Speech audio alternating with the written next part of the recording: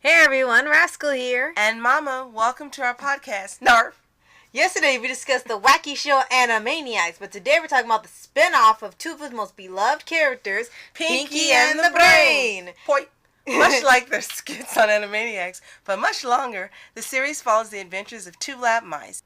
The Brain, who is, of course, the genius, and Pinky, his very dim but sweet friend and assistant. Their goal is to prove their mousy worth and take over the world.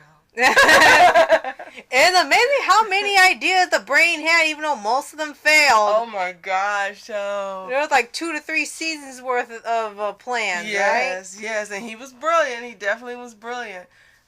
He was narcissistic and crazy, but he was brilliant. Right? And it was funny, just like Animaniacs, they were really creative in how the plans were, and each time it was different. Mm-hmm. There were even times where they were in different time periods, and they would try to stop the person who was trying to go over the country or something, and he would try to top them, like they were in Napoleon's time, and they couldn't take over the world, so he could try to take over the country, and still couldn't do it. I remember originally seeing this show when it originally aired, and I loved it, and it was so great because people of all ages watched it.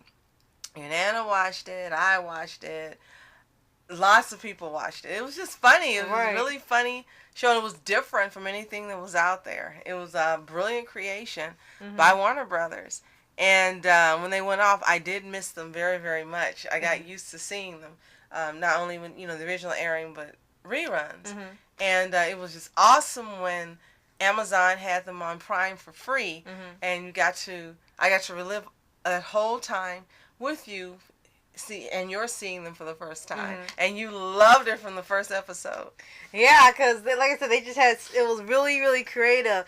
Even though it was spin off from an already existing show, they didn't act like they needed to rely on Animaniacs to do the story. They could stand alone and still be hilarious. Yes. And because they were just had those two characters, they were able to do way more crazy stuff than just in 5 minutes or less. And each episode was just different. I mean, they didn't have one episode that you would go, oh, well, that reminds me of this episode. Oh, they just took this storyline and repeated it. No.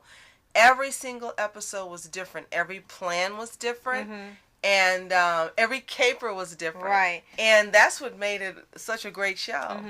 And there was even a time where Pinky succeeded in taking over the world. Because all he had to do, it was for Brain's birthday, all he wanted to take over the world, so he got the world leaders together and explained what it was, and they were agreed to give him all these different keys to the countries, and he gave him the key to the world, and Brain messed it up by saying something stupid, and they took it back and said, but I gave you the world! He was like, what? He was like, no, give it back!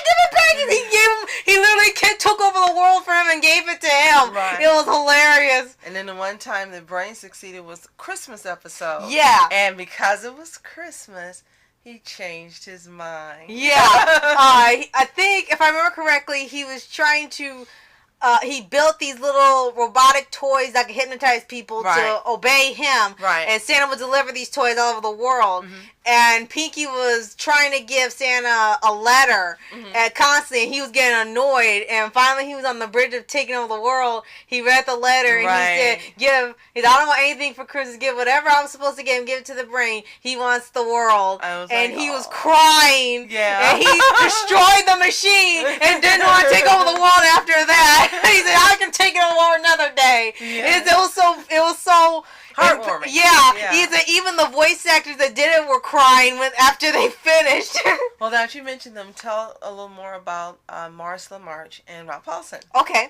Rob Paulsen was already on Animaniacs as well as Maurice LaMarche, but he was doing the voice Yakko and Wacko. And on here he did. And on here he did Pinky and a couple other characters they would have on one-time episodes depending on what they did. And you'll know him in quite a few animation works because I think Animaniacs is what started it all. And then you start seeing him show up in other shows and movies and even like a guest appearance for the voices. Like you may know him as Gustav, the exchange student. And for Maurice LaMarche, he's another famous voice actor now, and they based the Brains character off of what was the name of the man who was... Orson Welles. Orson Welles, yeah. Even to a point where they almost did a line-for-line retelling of him on the radio, and he was almost impossible to work with. So that was kind of like what Brain's personality was based off of. Everything's always about him. He was narcissistic and taking over the world. It's like you can't work with him this long into helping him or work anywhere because they were trying to do a voice acting role, and he kept just acting crazy. Yeah, but they were excellent at doing these voices. I mean, Maurice LaMarche, you really thought he was this dim-witted but sweet mouse, and you really thought that Rob Paulson, I get it right? Rob Paulson's Pinky, right? Rob Paulson, duh. Rob Paulson was this sweet and dim mouse, and you really thought that Maurice LaMarche was this maniacal, narcissistic mouse. Right. And they did the voice roles beautifully. I mean, they were perfect. I mean, absolutely perfect every single time. And there hasn't been another show like it since. Mm-mm. Again, this Animaniacs, which we talked about yesterday, and this show were two brilliant brainchilds of WB. Right. And then you add that with Shaolin Showdown, you just got a trifecta. Right.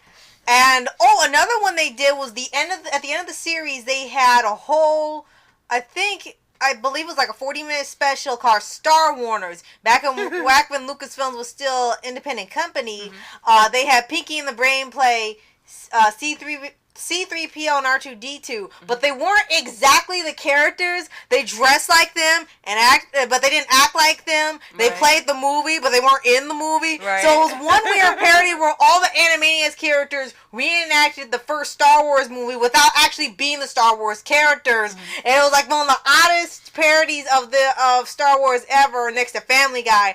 But it was so creatively done because it was all focused on Pinky and the Brain, or R2D2 and C3PO, mm-hmm.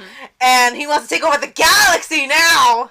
And that was a really creative one as well. Well, there are so many. I mean, there are just so many episodes. Almost just about every episode was a favorite for me. Right. I'm serious, because again, every single episode was different. Right. And we could just go down the line and just be exhaustive, but. Right.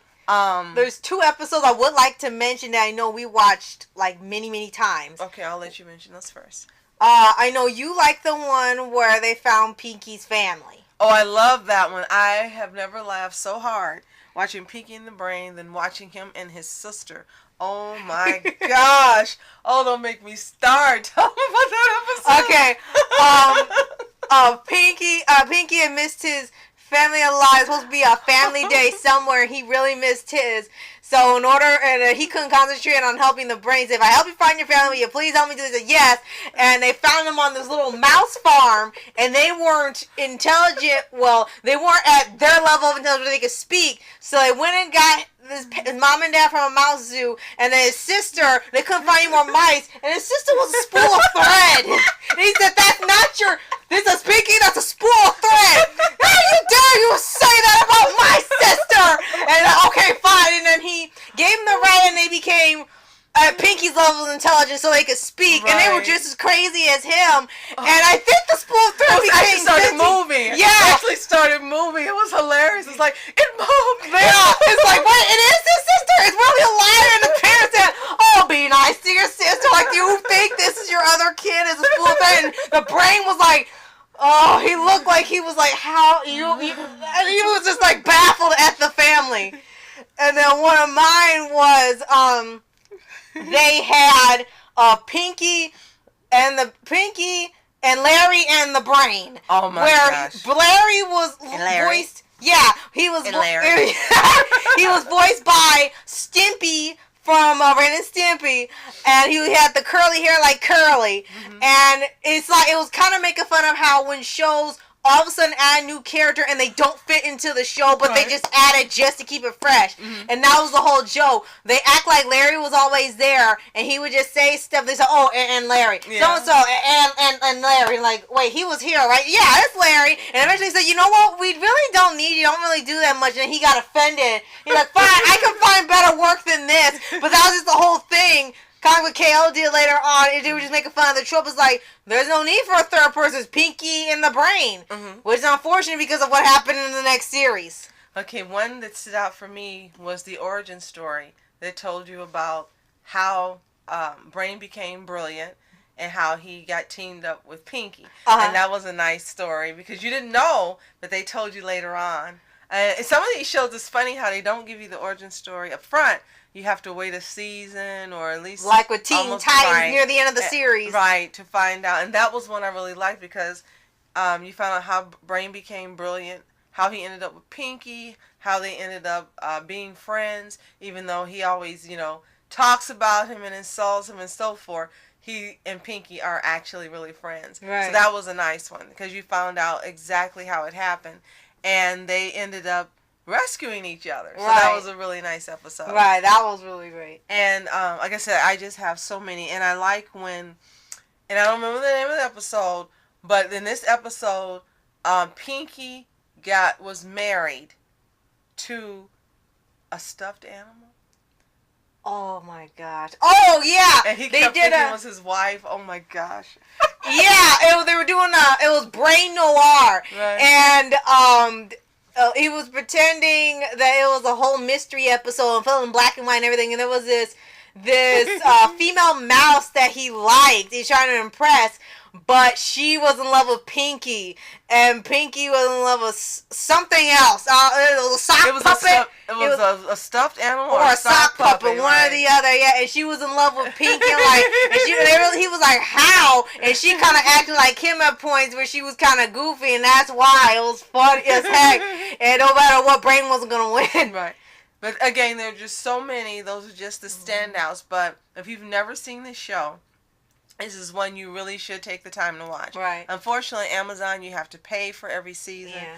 But I think this available to purchase for much cheaper than you would buy the season on Amazon. Right.